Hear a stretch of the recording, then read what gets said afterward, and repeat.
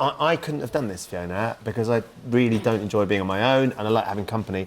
I can't imagine how difficult it was for you. See, I like my own company, always have, and when I was asked to do this, obviously I wanted to do it for important reasons, but also I thought, yes, away from teenagers, away from the washing. Because your life's so manic, isn't it, normally? And I thought it would be, you know, it was supposed to be a working week, 5 days on my own, and my goodness, I was completely taken aback by how it affected me. It was just, there was nothing to get up for. The only people I talked to was when I went and got coffees or went and bought something in a shop. And, you know, no one really wants to talk to people anymore. You know, I'm there smiling away at them like an imploring dog, actually. Desperate for someone to interact with me. And people just don't now. Everyone's too busy. And this is the problem, you know, that it's nearly half of over 75s living on their own now. So and it really is becoming an epidemic. And loneliness is, I just viscerally felt severed from my family, and it was painful. It was physically painful. So you were in a flat on your own. You obviously weren't allowed to use phone or internet or nothing like that, but you had TV. Do you know those, the soap characters were my friends that week. Yeah. I actually waited for Emmerdale, Corrie. I went through the lot of switching over EastEnders, back to Corrie again, and then the news, and that I looked forward to that little medley of programmes at night because they were my friends. And you're so chatty and you're very well known.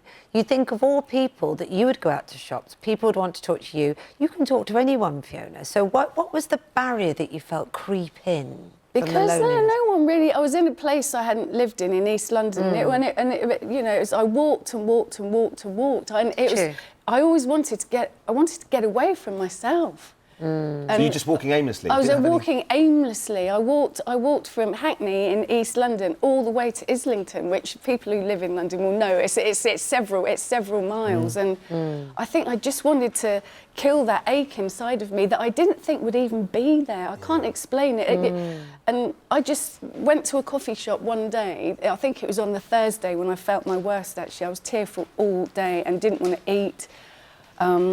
I went to the off licence, so that's all I wanted to do. Just a nice glass of wine was my treat with Coronation Street and Emmerdale and everything. And I just opened my mouth to ask for a coffee, and I found I couldn't speak properly. Because you hadn't spoken to anyone all week? Actually spoken to anyone, apart from ordering coffees and doing perfunctory negotiations in a shop. Yeah. So look, as we come to Christmas, Fiona, I imagine that you want to implore people to think about this sort of the older generation, and if you've got an opportunity to try and sort of engage with them and get them involved. Yeah, and Silverline has been a real boon for lots of lonely people.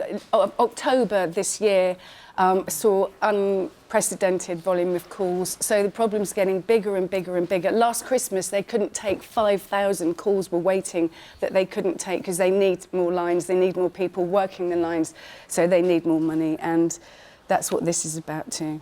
And you'll make a massive difference if they do, if they can volunteer, if they can get involved. Yeah, oh, absolutely. You know, if you know someone in your street, or you know, I think people are scared of encroaching on people's space even more than they ever were now. And just knock on the door and say, I'm sorry, I've noticed that you don't, you know, but I haven't seen you much. Are you okay? Just check. Have a little chat. Yeah, and smile at people in the street. I was walking around inanely smiling at everyone. And one guy smiled back at me and said, "Hi, how are you?" And I just felt this glow go all over me that I hadn't felt all week.